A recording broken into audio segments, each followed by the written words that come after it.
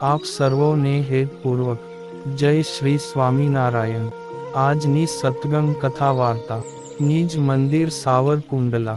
આજની સત્સંગ કથા વાર્તામાં આપણે શ્રીમદ સત્સંગી જીવનની કથા સાંભળશું। પ્રકરણ 5 અધ્યાય 25। ભગવાન શ્રી નારાયણ મુનિ કહે છે કે, હે બ્રહ્મન, રૂપ, વર્ણ અને શબ્દથી યુક્ત, ક્ષમાવાન, અસૂયા રહિત, સત્કુળમાં જન્મ પામેલા, પૂર્વાપરની યથાર્થ બુદ્ધિ ધરાવતા, નીતિમાન, નિર્મળ સ્વભાવવાળા, સન્માનિત, પરદોષને નહીં જોનારા, શૂરવીર, વિદ્વાન અને સર્વદા રાજાનું હિત ઈચ્છનારા, આવા અનેક સદ્ગુણોથી યુક્ત પુરુષને રાજાએ પોતાનો મંત્રી બનાવવો। હવે સુહૃદ જન કોને જાણવો તે કહું છું। સત્કુળમાં જન્મ પામેલા, ચારિત્ર્યયુક્ત, ઇંગિતજ્ઞ, મુખનો હાવભાવ જોવા માત્રથી જ પરના અભિપ્રાયને જાણનારા, નિષ્ઠુર સ્વભાવ રહિત, દેશકાળને જાણીને વર્તનારા, શૂરવીર, ધીરજવાન, હિતેચ્છુ સ્વભાવવાન, જ્ઞાન વિજ્ઞાન સંપન્ન, પોતાના તથા પારકાના સ્વભાવને જાણી જનારા, સત્યનિષ્ઠ અને સંતોષે યુક્ત, આવા અનેક સદ્ગુણોથી સંપન્ન જે પુરુષો હોય તેમને પોતાના સુહૃદ જનોમાં સ્થાપવા। હવે મંત્રણાના 5 અંગો કહું છું। સહાય કરનારા મંત્રી અને દ્રવ્ય સંપત્તિ આદિક સાધનના ઉપાયો, દેશકાળનો વિભાગ અને કાર્યસિદ્ધિમાં કોણ વિરોધી છે તેને જાણવાનો પ્રકાર અને કાર્યસિદ્ધિ, આ 5 રાજકાર્ય માટેના મંત્રણામાં ઉપયોગી અંગો છે। રાજાએ મંત્રણાનું કાર્ય પ્રયત્નપૂર્વક ગુપ્ત રાખવું। અલ્પબુદ્ધિવાળા, દીર્ઘસૂત્રી, આળસુ અને બળહીન પુરુષો સાથે મંત્રણા ન કરવી।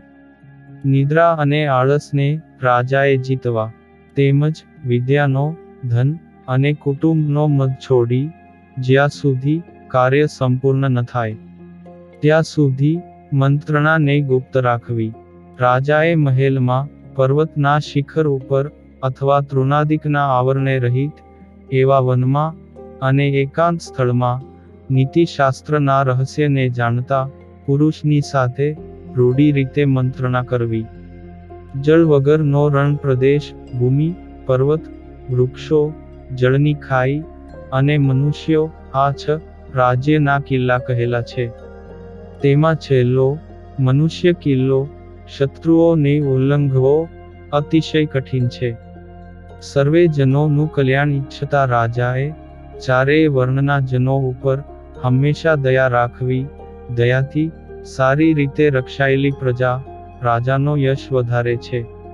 મદ્યપાન કરવાના સ્વભાવવાળા, જુગારી, મનુષ્યોને ઠગનારા, દુતારાઓ, પાખંડીઓ, પરસ્ત્રીઓમાં આસક્ત, દુષ્ટ ચારિત્ર્યવાળા તથા નટ અને ચારણ આદિક જનોથી રાજાએ પ્રજાનું રક્ષણ કરવું।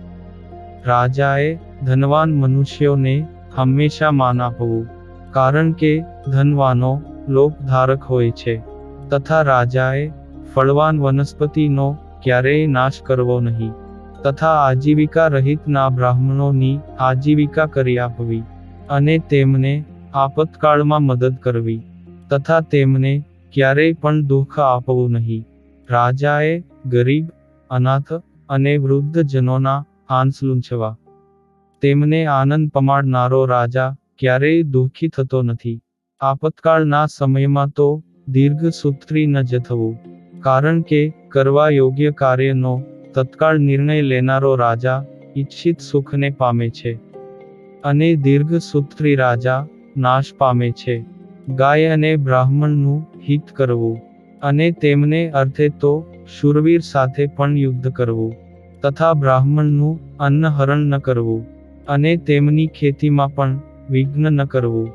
જે જનોનું જે આજીવિકાનું સાધન હોય, જેમ કે સુથારનો વાંસલો ને કરવત, ખેડૂતનું હળ, લુહારની ધમણ આદિક જે સાધન વડે પોતાની આજીવિકા ચલાવતા હોય, તે મનુષ્યનો સર્વસ્વ હરણ કરવા જેવો મોટો અપરાધ થઈ જાય ત્યારે તેમની આજીવિકાના સાધન સિવાયનું હરણ કરવું પણ આજીવિકાના સાધનો તો ક્યારેય લઈ લેવા નહીં, તથા આયુધથી જીવતા યોદ્ધાઓના આયુધનું હરણ ન કરવું.